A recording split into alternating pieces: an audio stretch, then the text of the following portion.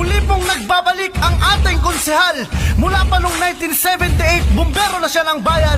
Numero 14, ating markahan. Huwag po nating kalilimutan, Edward Tan, ang ating konsehal, ang bumbero ng bayan. Edward Tan sa konseho, ang bumbero ng bayan. Muli natin siyang iboto. Numero 14, tuloy lang ang kanyang serbisyo, ang bumbero ng bayan. Distrito 2, magsama-sama tayo. Numero 14, si Edward Tan ay muling nagbabalik. Muli nating iboto bilang konsehal. Si Edward Tan ng buong Distrito 2, halina't atin na siyang ihalal.